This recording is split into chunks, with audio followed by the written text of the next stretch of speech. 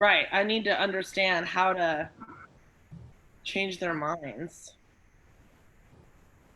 Yeah, I don't know I that don't there is a understand. way, but just being there relentlessly is Right.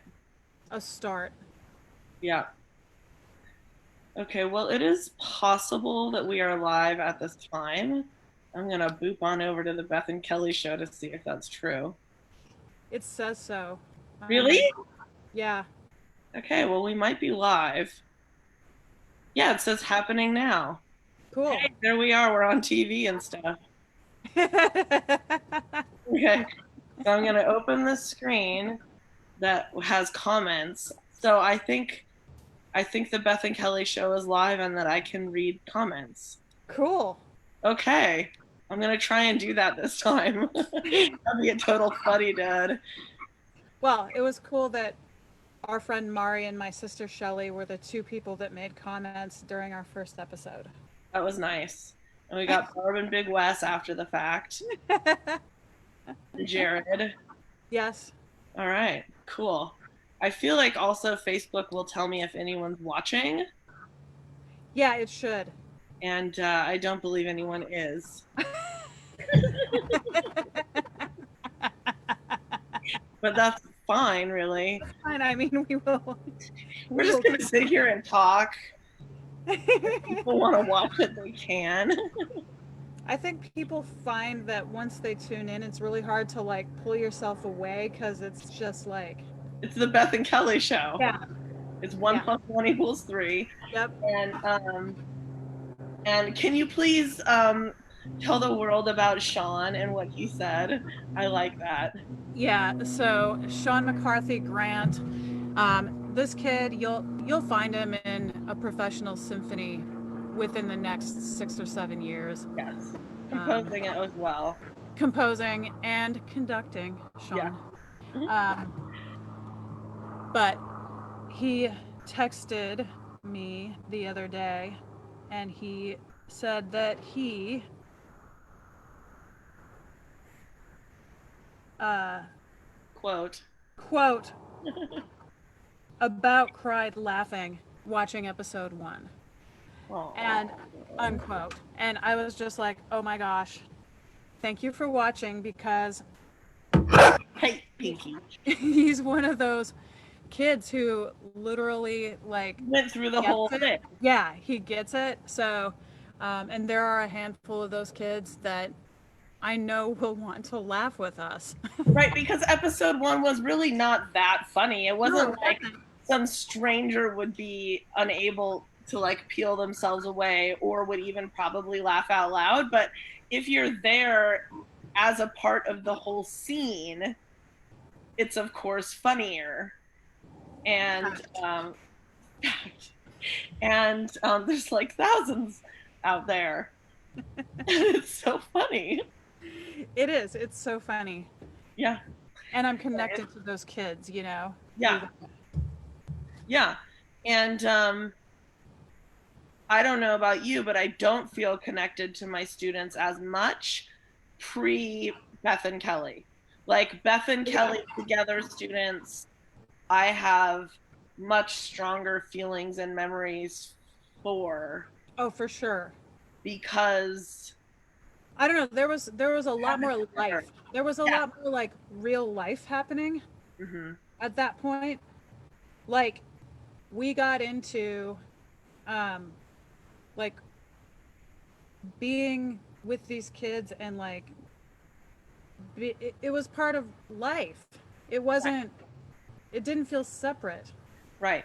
And in like a few times, maybe in an unhealthy way, like the hours or like the emotional devastation, like if someone had to move, those types Yeah, of things are maybe a yeah, little unhealthy being so immersed in what we were doing, but right.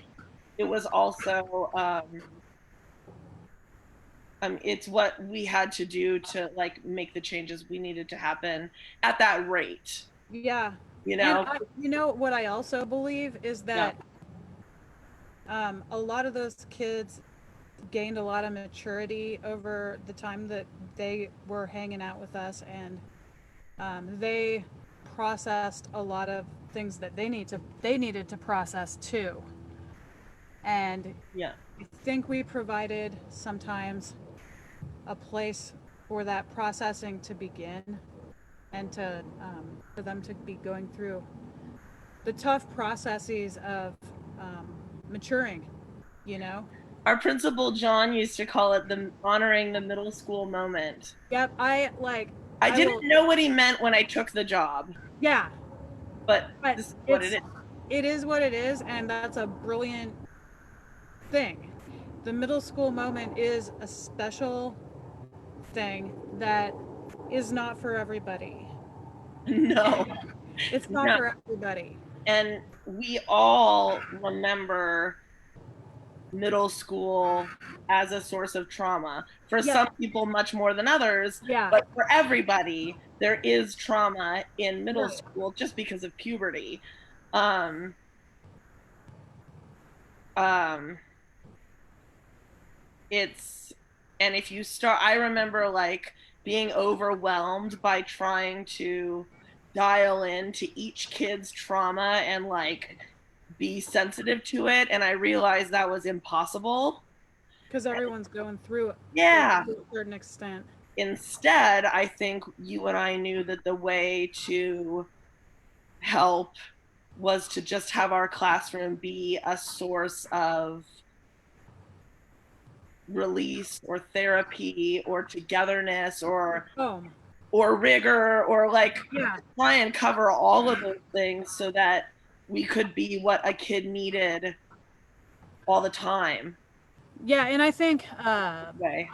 I honestly think that we were able to achieve that to an extent um, by dropping the whole sage on the stage act, um, dropping the whole I am an expert conductor, Right. or I am an expert at classical music, or Right. whatever, and never positioning ourselves in that manner. Yeah. Okay, so that's great. So it's 103, so we can Okay, officially start the Beth and Kelly Show, episode 2. And welcome. welcome. I've got mine in my home container Nice, because I'm cheap, or nice. both, maybe both. Hey. Um, um, so episode 1, you're gonna all have to watch, but we talked about the beginnings of Washington Middle School music and sort of how Let's we see. came to be collaborators, Yeah. um, and how we embraced a massive change that was being put upon us and decided to use it as a moment to leverage and to make the changes or to address our own agendas. Um, and we feel that this is a perfect time to use that same strategy um, Because to change is forced upon us, right. regardless. We're all at home, y'all, and next year there's gonna be some online learning. And if you haven't thought to yourself, I need to have a more culturally responsive classroom when I return, you're a moron and you need to be thinking about that. So, um, so episode 2, we're going to talk about what we actually did, like all the things we did to try and um, make Washington Middle School music reflect the demographic of Washington Middle School and how that really made everything else work. Does that sound good? Yeah, that sounds And then great. episode 3, we're going to start having like guests and stuff. And we're going to talk about what we think your classroom should look like uh, in the fall and beyond.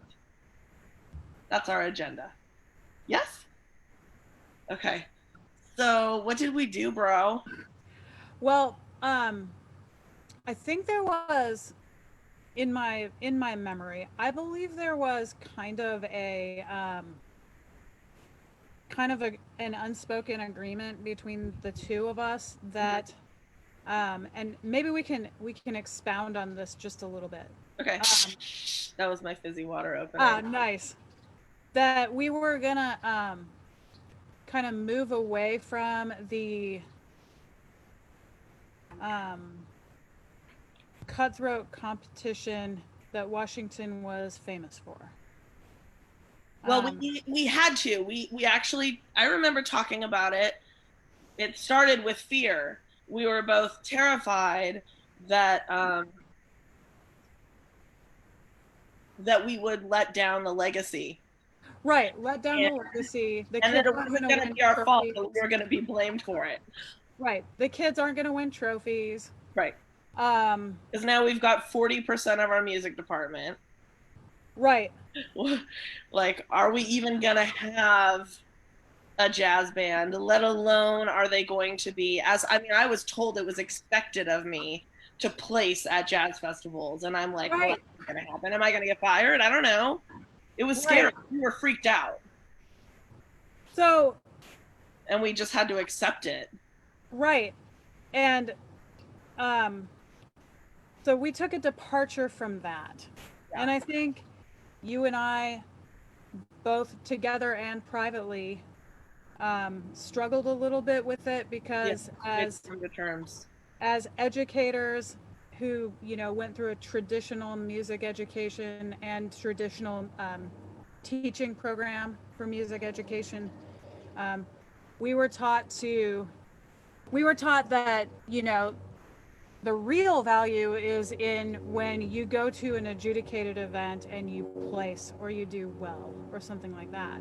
And I know as a student, I felt value in that. I always and still feel pride about right, being a part of the Roosevelt Jazz Band that won sweepstakes in da da da da da da, da year, and that people still remember that. Like, I feel cool about that. That's yeah, neat, I yeah, guess. and that's a thing. Like it's a motivator for kids too. Yeah, So it's kind of a tricky one to navigate yeah. for sure. But and I didn't want to be the loser that screwed up Bob Nat's program and isn't getting first place anymore. Right, And I didn't, sure as hell, didn't want it to be because I was young and I was a woman. And I knew people were going to say that. And I didn't want that. right, and things just changed at Washington Middle School, and um, I truly believe that we were able to, in the different experiences that we offered, because we started offering really different types of experiences Yeah. after that. In the different experiences that we offered, um, I think that the normal kids that went to Washington Middle School that would have been placing first place or whatever in whatever competition, they were also getting things out of it. But I think we were also reaching a, a, a whole new population of our students that those types of cool experiences had never been open to them, and then all of a sudden they were. Right. Kids were getting, like, across the board cool experiences. Right. So here's my memory. I mean, this is kind of a long time ago, but I remember that you and I had some many hours of stress, talking, ideas, um, drinks, um, to try and figure out what we were going to do. And there was a lot of fear. Yep. But what we did is put together a picture that we thought was realistic, and really served our students, and addressed the changes that we wanted to make. Mm-hmm. And then we sat down with John, our principal, and advocated for a certain schedule that we wanted to keep, knowing that the classes wouldn't be maybe full, enough to drive 1.0 FTE, but that we were going to do all these things to build it back up. And Right. we knew that he was very on board with the concept Right. of the music department serving the school. And so he trusted us. And he also, I think, put himself at risk because it made it so that the music department was the first thing scheduled and other teachers weren't getting priority scheduling, and um, you know it it's certainly he had to stand his ground on that, I'm sure, and put up with a lot of complaints. Yeah. Yeah. And I also remember that we sat down a lot with FOWM, Friends of Washington Music, which was the 501c3 booster group for Washington Middle School Music, which had been around, I mean, when I was a student at Washington. Right. But luckily, we had Lori DeCook as our president at the time. Yes. And Lori, the founder and my boss at there's the logo, Yes. Seattle Jazz Ed. Her older son, Willem, of the Westerlies, was an APP student who went through the program, and she saw the tremendous opportunity he had. And then her younger son, Bergen, was in the general ed program, and Bergen was a student of mine. Right. And so Lori was invested as like a legacy in the music department, but also had a current student who had a really different experience than most of our kids at that time. So she was like a really key advocate for understanding what we were trying to do. Yeah. And had our back and like really worked her tail off, and just to like support what we wanted to do with other families, and also like just was there. I mean, she was Yeah. there whenever we needed her. Yeah. And the boosters was supportive in a way that um, like we didn't have to count pennies, and we could just make things happen. Like, let's just make things happen. Yeah. Sometimes um, sometimes I think in the nonprofit world you get a little weighted down with you know, documentation, uh, grant application processes, uh, justifying every single penny. And we were given a little bit of freedom in how we wanted money to be directed, and I think that really helped. Like, um, I mean, also, like, probably the most important thing to acknowledge is that FOWM was an umbrella yeah, organization for the entire music department. And I cannot stress enough how important it is that booster groups, because they're not at most schools. Most schools, no, like band boosters, orchestra yeah, boosters, choir boosters, and jazz boosters, right? yeah, Those groups need to become one. yeah, You can have 4 subcommittees, but they need to be one if you want to have any type of equity in your music department. That's like step number 1. and even if, say, the orchestra program or the whatever band program is smaller than jazz or choir or whatever, each each entity gets the same amount of support. You don't Right. prorate the support Based on for number of kids. based on number of kids. Yeah. Yeah. Same amount of support and a unified team. Period. Period. Anything else is discriminatory, really. I mean, if It's you want to get right down to it, it's racist and it's sexist to have like these huge fundraising machines that give more money to a jazz program, which we all know your jazz program is mostly white dudes if you're in the Pacific Northwest, racist and sexist, and not giving all of those funds to your other programs, which probably have more girls and kids of color than your jazz band. So if you're not doing that, your systems and structures are part of the problem. I mean, that's what you and I are going to be doing after this episode for the rest of the episodes, is really questioning these Yeah. educational structures and their value. Yeah. Your booster group is a big one, y'all. Maybe we should do a whole episode on it. Well, It's or important. just, just offer ideas for setting up booster programs that are more helpful across the board.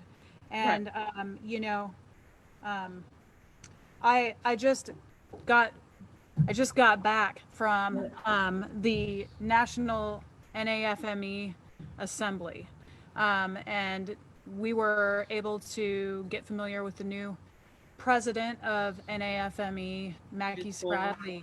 She's a cool lady, and she had some cool stuff to say. And she she really is driving home this idea that we need to have inclusive language, and really stop with the othering of things, and students. So when you think of your school, you got to think of all those students as your students, and you got to think all the students. Right. All the students, all of our students that are in the school, even the ones that aren't enrolled in our grade book. Yeah. Yeah. And I know I, for one, I need to change my language. I need to work on changing my language, Yeah. to be more inclusive. Beth, how many years have you been teaching?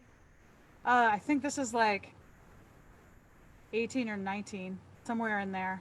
Yeah. Okay, so like, would you say that you can teach an old dog new tricks? Yeah, I mean, I'm gonna have to. I just think it's so inspiring to hear a teacher who's been teaching for 20 years say that they need to change their language, right? I mean, I need to change my language. yes, we all need to we can all do better. We can all do better, and we gotta practice. And it's just like picking up a violin. You gotta practice, you know.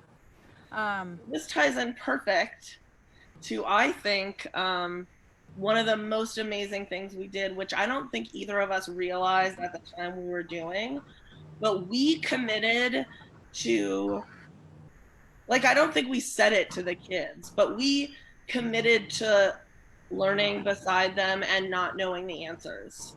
Like, Right. we committed to looking like morons, Right. saying the wrong thing, to apologizing when we're Yep. wrong. We committed to all of those things that are not normal teacher things. No, no. And the kids saw that. The kids saw that, and I think it made them feel safe to be themselves. Even to the point where it was almost a badge of honor to get lectured by one of us. Peel off. Peel off. You just dropped an F-bomb as we were exiting the bus. I'm gonna need you to go ahead and apologize to the student you just dropped an F-bomb on. To the bus driver, to us, and let's go ahead and agree that this isn't ever gonna happen again. Thank you. I mean, the laughter after they left, of course. But the way we are right now is like, did I just? Okay, I think everyone's just been looking at my face this whole time. Oh no! Oh no! Bro. Fix your Facebook, yo. Okay, well, I may have fixed it. I don't even know, but sorry, everybody. Beth is looking like, she's in the sunshine. She's got some shades. You know? And people are missing out here. But the way that we are right now is the way we were all the time in front of our kids. We were just like our normal selves. I just, I could not, I could not pretend anymore. We were No, going through too much trauma too much to stuff. pretend. You just had to be real. It was like, I can't. We're gonna have to make a choice here. So I'm just gonna have to be normal. Yeah, there's And too you did many irons in too. the fire.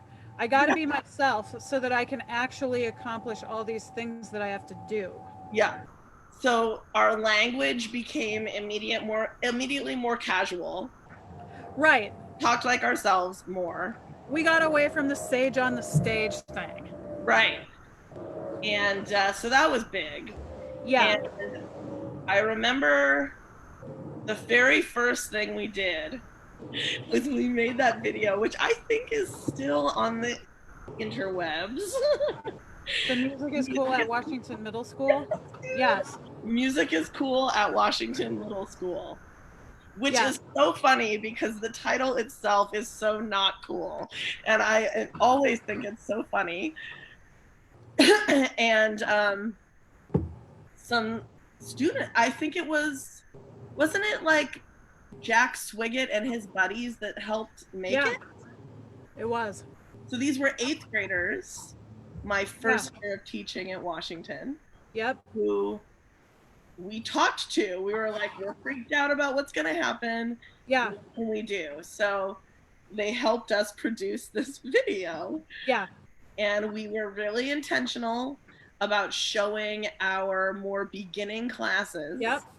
so that because we had a PR problem. Right. The people thought, kids and the community thought at this point that the music department was for APP kids, that music was really expensive, and that you had to be really good. Yeah. And we knew that we needed to get kids signing up Yeah. who were new or who like maybe played in elementary school but quit because they didn't think it was for them. We needed all of those kids immediately. Right. So that our beginning groups would be very, very populated, and that hopefully those large numbers balanced with the small numbers of the upper ensembles would at least drive FTE. Right. And then the next year, the kids would matriculate and we would hopefully be back in business. So, yeah, so that video showed our beginning classes, which were very small. My beginning Right. class that first year was, I think, 11 students. Yeah. I think I had like 8. Right. Yeah. And the next year, just because of that video and a couple other things that we'll talk about in a second, the next year was like, I think it was 65. Right. And it was mostly kids of color. What a huge change. And so then the trick is, how do I keep those kids? Right. So how else did we fill those beginning classes? I remember having meetings with Deborah Tarpley, Yes. Yeah. the head of the ESL department, Right. and a master teacher. The ESL, working with the ESL team was, or ELL team was super cool. Yeah. And that's something that I've also found has been a really cool thing at Ballard High School. I've gotten to know so many cool kids via the guitar class and our new concert orchestra. And Yeah. a lot of them are from the ELL program, and it's just really neat to get these kids plugged in, man. Right. Um, So yeah, so so we there was, kind of cut deals with her. We were like, what can we do to have more of your students in our classes? Can they be on your grade book, but they come to us 3 days a week? What can we do? right, that, Maybe. and let's also talk about Belitas. Yes. Okay. So the counseling team, The Corey counseling team. Goldstein, Right, Corey whose Goldstein. sister works at KNKX, so musical important family. And he's currently holding down the fort down at Franklin. Nice. And David Belitas, a musician himself. Yes. We sat down with them and asked them to help us with Yeah. getting more kids also. And other counselors that came over the years, like Takia Jackson and stuff. Sure. they were all like blanket supporters of our program. And we were very open and clear with them on multiple occasions that we wanted more kids. Put them in the beginning group. If you get a kid who joins in January, even though our policy is that it's a year-long class, I want them. I don't Yeah, care if they're a total beginner, we'll figure it out. yeah, So we uh, did that. yeah, and you know, the whole "we'll figure it out" thing, that wouldn't have been able to be done without the help of the boosters, because I think we took advantage of getting coaches in. Yeah, Um, so, like, if we do have a kid that joins in January that's a complete beginner, we can get them some one on one help with a pro right. to get them up to speed, so that they can jump in. Mhm. And man, that was like helpful across the board to have access to that, Yeah, um, access to um, materials that the boosters would purchase for us, yeah. um, the books, the instruments. Instrument repair. Yeah. I also remember Melanie Olson, who was the reading teacher. Mm-hmm. And Mm-hmm. part of the problem was that kids were being double remediated for Yep. math and reading, and therefore didn't have another elective to be in music. So we sat down with her, and it turned out that her dad was a French hornist in, I think it was the Chicago Symphony. Oh wow, So I didn't she know was an that. advocate, and Yeah. she would um, basically there were rules about like where their reading scores had to be, but when they were in sort of this in between spot, she would let them be in the music class Yep. and would pull them out a couple of days for some reading support. Yep. Yep. um, so we cut a lot of deals. That was a big thing we cut did. cut a lot of deals, and people did non-traditional things to accommodate the kid being able to come down and participate. Right. Another thing we did that was just like a huge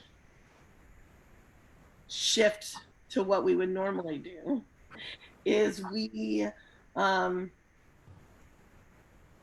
talked. I mean, I remember there was a lot of unteaching that had to happen. Like we had to we got rid of um, challenges for Yep. kids wanting to move up a chair. What is Right. that? Oh, the whole like chair thing. Oh my god. I mean, Toxic. What toxic. what are we learning through Toxic. that? We got rid of that. And we Toxic. told the kids why. And we also accepted that some of them were mad, and Yeah. more than anything, their parents were mad. Right. So we had a lot of like doctor, lawyer parents who were all up on our business a good amount of the time. Yeah. They wanted more for their kids, more and Yeah. more and more and more and more. I What did went you do through for my exceptional child? I went through a few extreme episodes Yeah, with students who were struggling with um, the chair concept and our basically our removal of it. right. What do you mean I'm not going to play a concerto this year? Or what do you mean I'm not concert master? Yeah, Um, that's an episode, man, right there. That's an episode in and of itself. yeah, Like that whole concept and challenging it to me is worth an episode of our time. let's do it. So we got rid of those sort of, I mean, what I think of as like old school Eurocentric Eurocentric. hang-ons. Yeah. We got rid of those. One thing that I had to do that you didn't have to do, and I'm so glad you didn't have to do it because you were doing it right all along. Um, I had to get rid of private lessons happening in my Right. classroom, Right. which was allowed in the previous uh, version of Washington Middle School music. And Right. I had private teachers basically running a studio out of my closets. Out of your closets and sometimes my spaces. God. That is still happening in certain buildings in Seattle public schools, and it has been against the rules for at least 15 years. And it should be against the rules. It is. Can you imagine, like an entitled student, like how entitled we would say it is for a student's family to hire a math tutor, a private math tutor, to pull them out of math class once a week for extra support? When you think about it in those terms, it's pretty stark, isn't it? I mean, okay, so that had to go bye bye, and I was passionate about it, and I had to get a restraining order because of it. Remember that teacher who threatened me? I mean, it was a nightmare for like. Nightmare. Now we can laugh about it, but I I had a restraining order against a private teacher who was so upset that her livelihood was being disrupted. These types of things. They're such institutions that when you think about getting rid of it, the outrage is it's kind of amazing. Yeah. It just Believe me, there were doesn't. no kids from the neighborhood getting pulled out for private lessons. Right. Right. And it just doesn't feel right. I would much rather have anyone that comes in, um, they are going to serve an entire population of that instrument. They're vetted by you. Yeah. They're paid by the boosters Right. to serve the kids that need to be served at whatever given time. Right. So a viola coach that comes in is going to be there to serve all the violists in the viola section of that orchestra. Right. And they're going to have the viola section might as a group go out to the stage or to the hallway or wherever it is, and they will receive that instruction for the hour, and everyone in that section benefits from it. That's right. Yeah. So And those types of things, which at the time right, were like radical, right, but it was a no. I mean, it was a no-brainer. And John supported it because it was a safety issue. right. I mean, But well, it was an earthquake. I don't know who's where with what teacher. right, You know? and also like when there's um, people who are not on the books who are making money in within the school building, that becomes a little bit of a legal snafu. Yes, So I think he was pretty thankful that we got rid of any question of like whether or not whatever they were doing was legal. And each and every one of the coaches that the booster hired was under a W-9, right.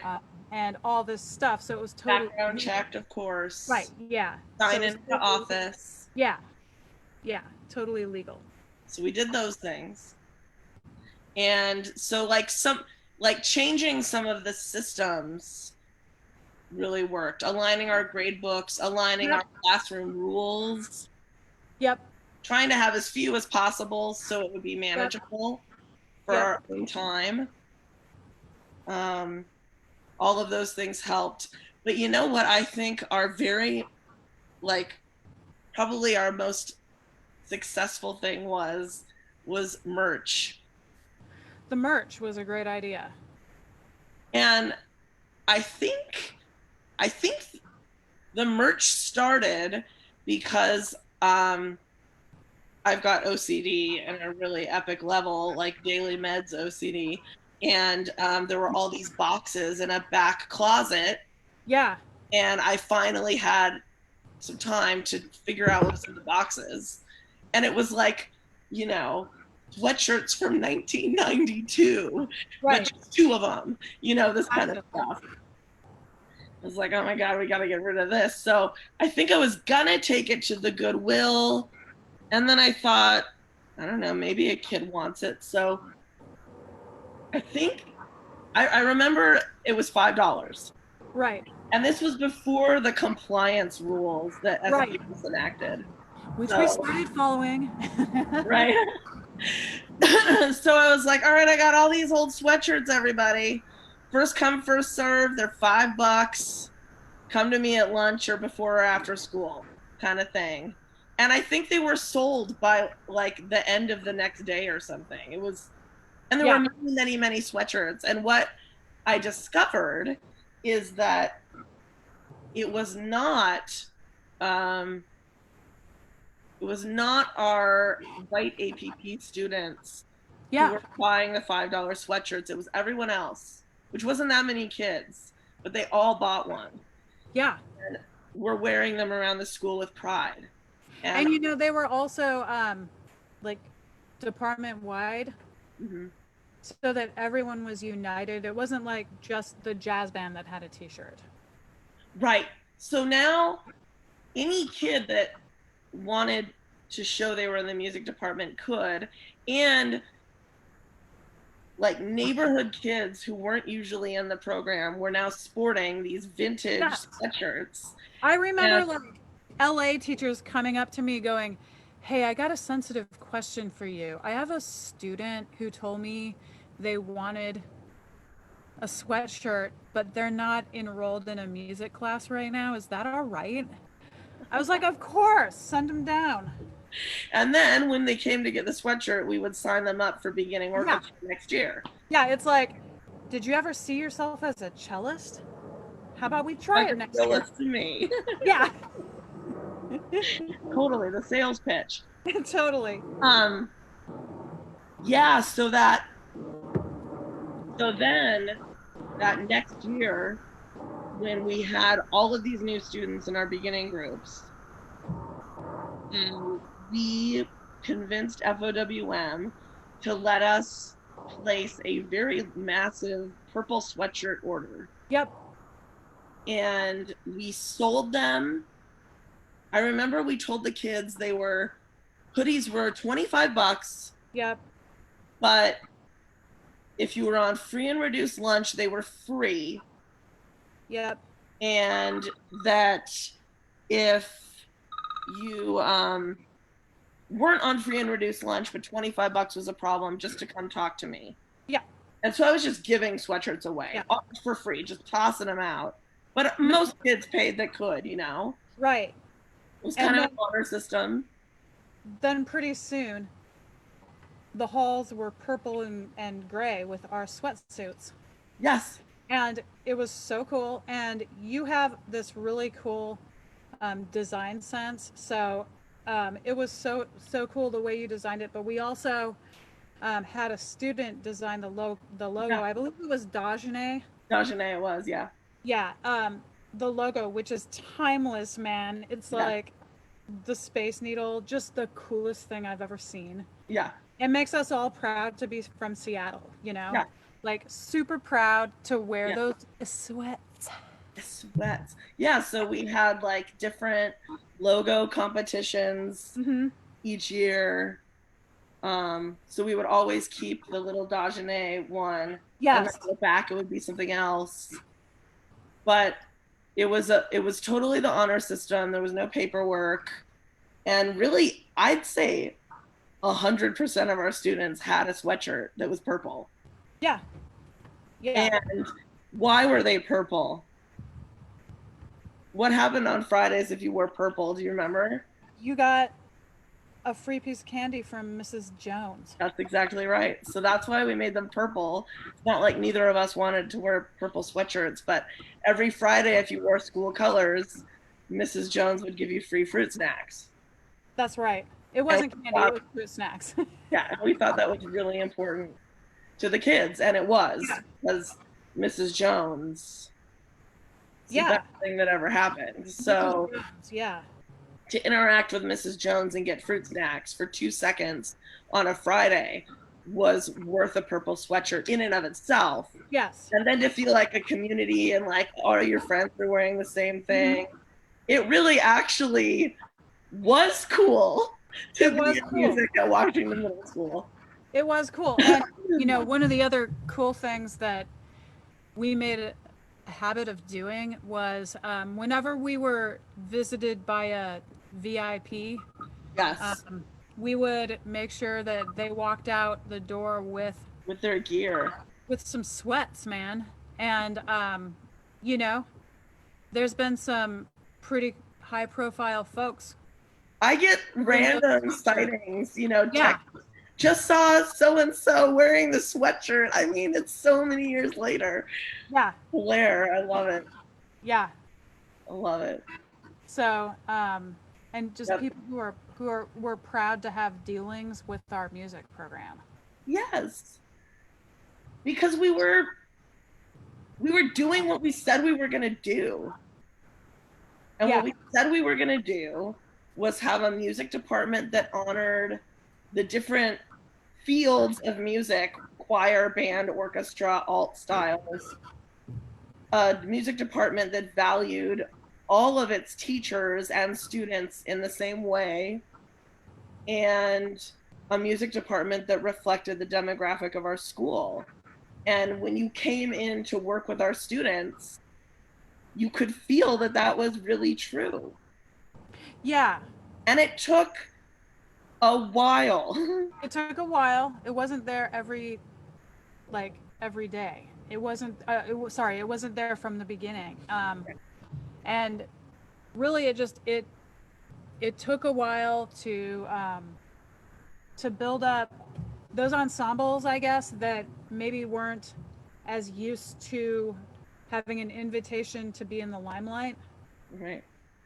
Like the senior orchestra would be invited to perform at blah blah, or the jazz band got invited to go play at this fancy place, or Right. this fancy thing, or whatever. But it took a while for the kids in band and orchestra that weren't those two things to Mm-hmm. feel like they were also heard and seen. Yeah. Um, okay, so what else did we do? We did the sweatshirts, that was great. We also, well, it was like every single decision we made, we had to look at through our lens of what our goals were. Yeah, Like we had a rubric. I mean, we didn't write it down. We just, right, because we're both too casual for that. But, um, right. and we would talk about it with the kids. Yeah, If the kids were like, can we do so and so? I'd be like, I'm not sure. Let me think about it or talk to Miss Fortune. Or maybe no, because, you know, yeah, of whatever. But we were really honest with each other and with our students. Like maybe to a fault, but I just think, getting back to sort of the middle school moment, yeah, it's a scary time. They have to know that someone's going to tell them the truth. And if the only person in their life to tell them their truth is their music teacher, I'm fine with that. right. And the only way they were going to be on board with us and all the changes we were making was to tell the truth. And the only way that I could really get through it was to stop the show. Stop You the know? act.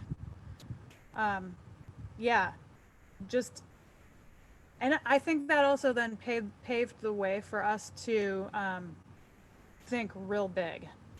Um, Right, and just kind of bust down any type of barrier of this is what an orchestra does, or this is what a jazz band does, or this is what a concert band does.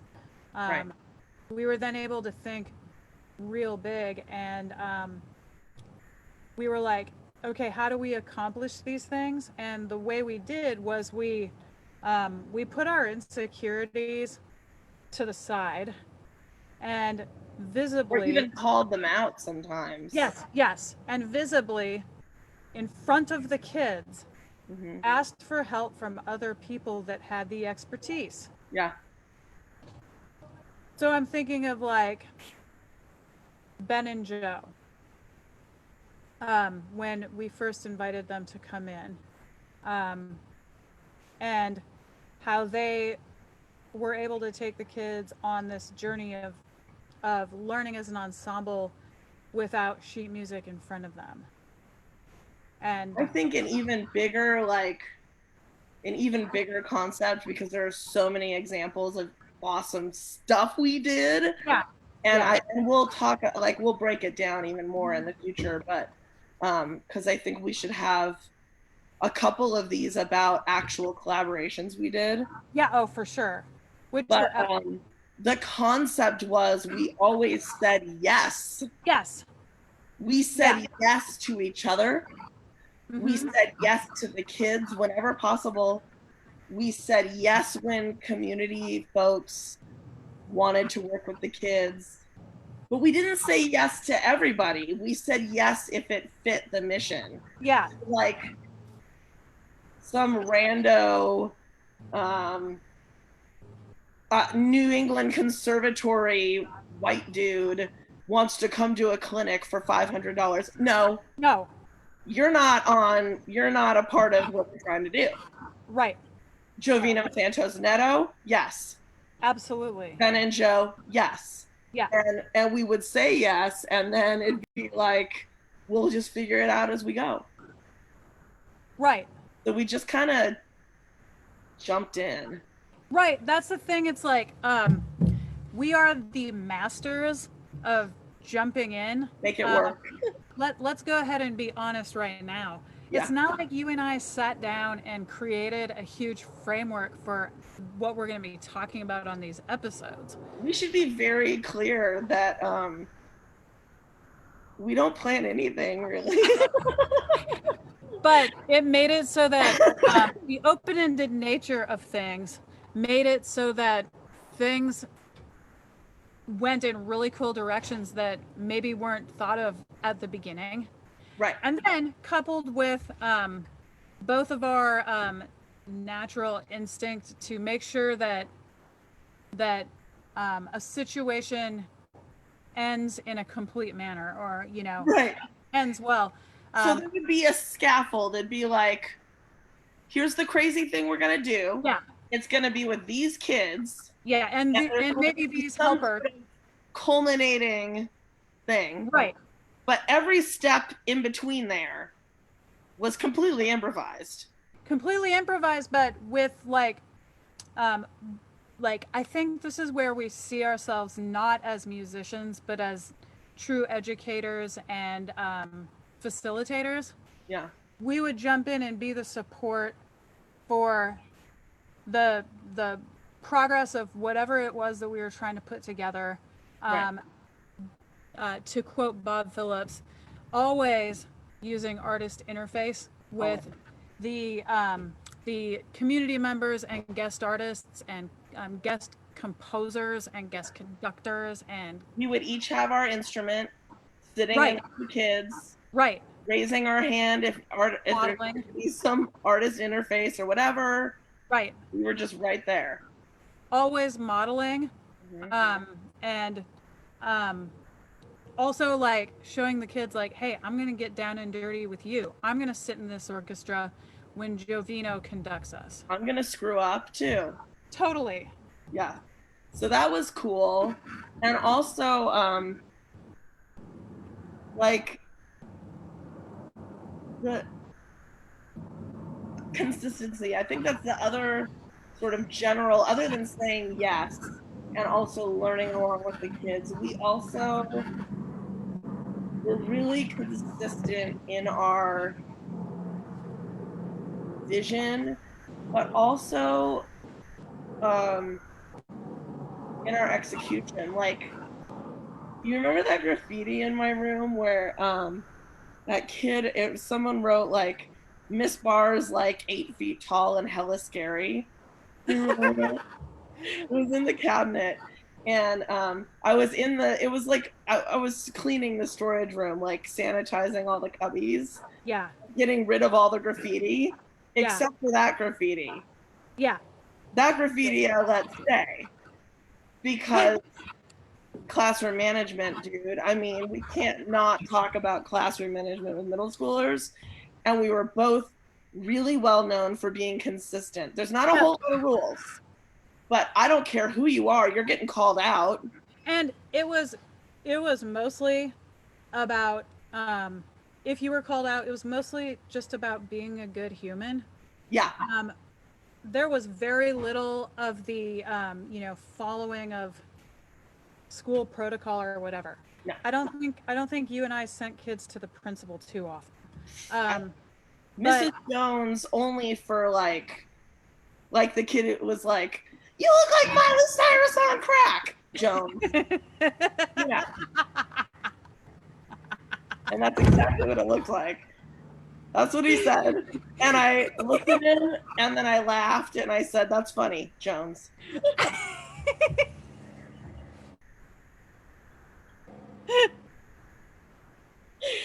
And there were probably 150 people there. That's right, funny. I laughed. it's Jones. funny. That's it. I'm sure every kid in the school knew about that by the end of the day. But then after their time at Jones, they'd come back and there would be a sit down conversation about Yeah, like that wasn't cool, dude. that wasn't cool. Do you You kind of realize hurt my why that? feelings. Do you realize why that wasn't cool or why that was inappropriate? Right. And even also acknowledging how friggin' funny it was. Yeah, it's like that was really funny, but also it kind of hurt my feelings. Yeah. But also, like, we're not robots. There are times where you let stuff go. But Yep. what we Yep. see statistically, and this isn't new data, we both knew this at the time, that you generally let stuff go when it's not Black kids, specifically Black males. Right. Right. So I would be extra careful to be consistent for that reason. Right. But also, if I knew I had screwed up and hadn't Yep. dealt with something when I should have, I always talk to the kids about it later. Yep. It's like so many times either I would lose it or do something that I don't know, I would do differently the next time and Yeah. just like have to go back and say to the kids, I'm sorry. And I I mean, screwed I up. want everyone to hear that. You would say to the kids, the Yeah. whole group, Yeah. I screwed up. Sorry, Yeah. I will try and do better.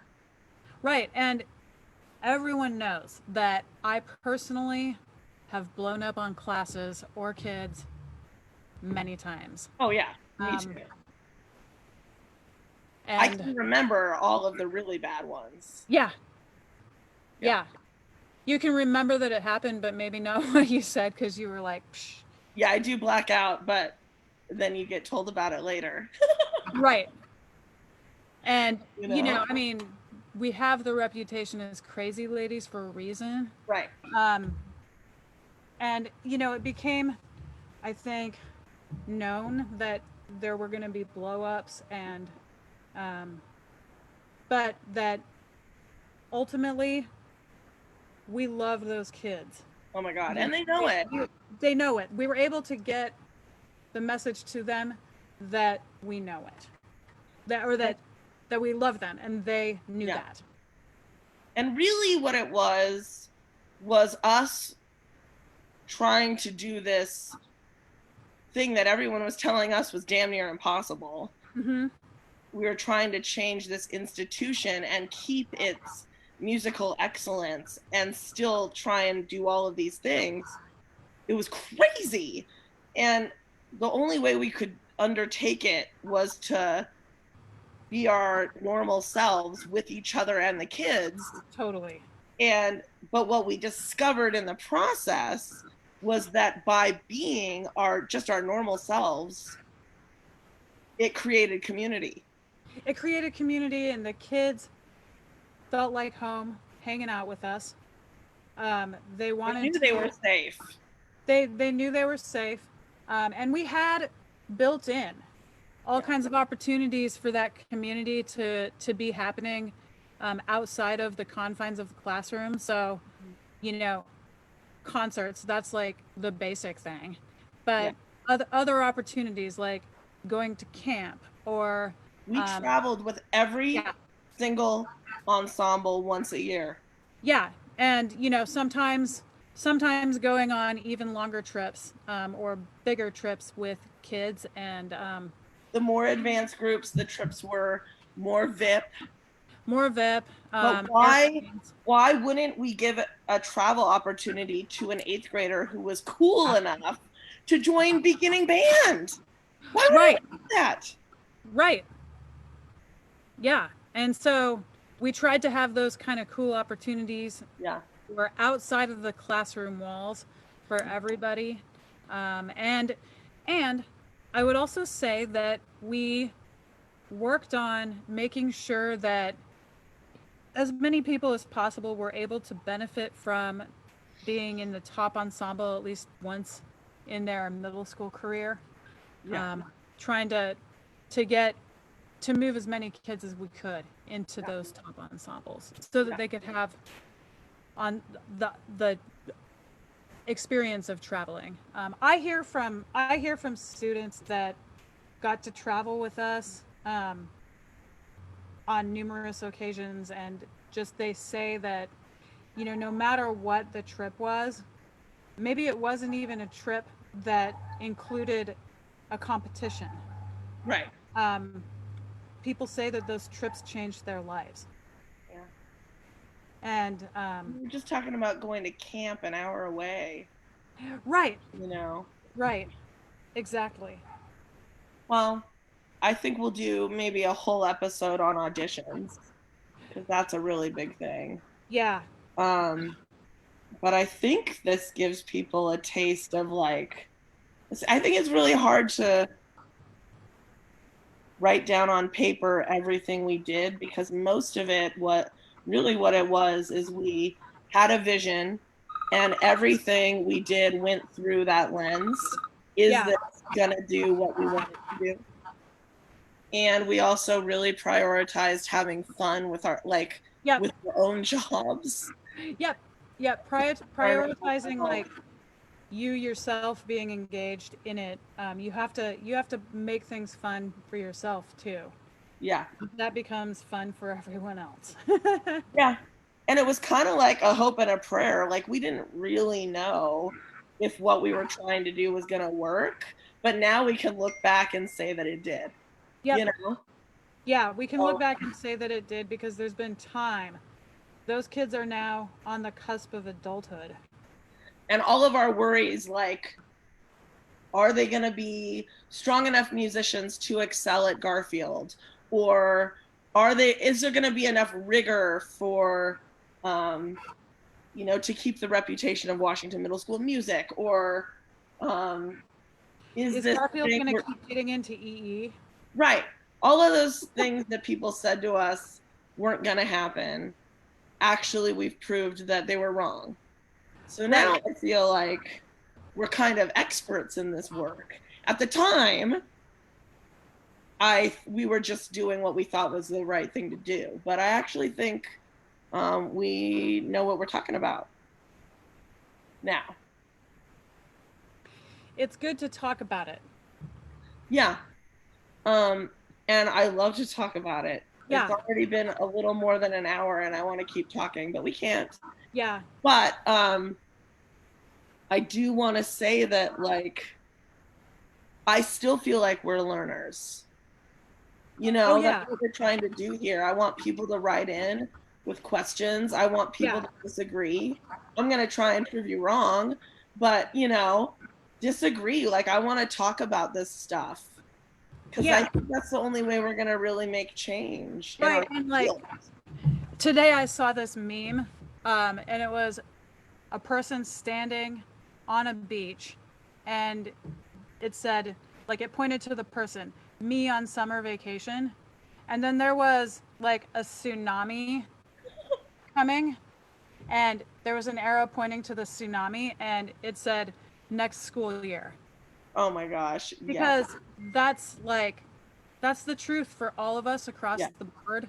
Um, A, no one knows what's going to happen, and B, um, how can you plan when you don't know what's going to happen? We Right. all have this like instinct to have plan A, B, C, D, E, F, G, and so on. Uh, Or like a principal telling us we must have those things. right. And it's just like, it's super overwhelming. So we got to be able to talk about it. We have to talk about it, and now is the time. Yep, it is. It So really is. please share this video Yeah. Share the and video. Send questions. email us. We're I mean, our current, like, you and I both serve on national or state boards for music education, Yeah. like Yeah. where we actually have a voice. We have a, right this second we have a voice and a platform, and it's important to use it to bring us forward. That's one of my goals in these roles.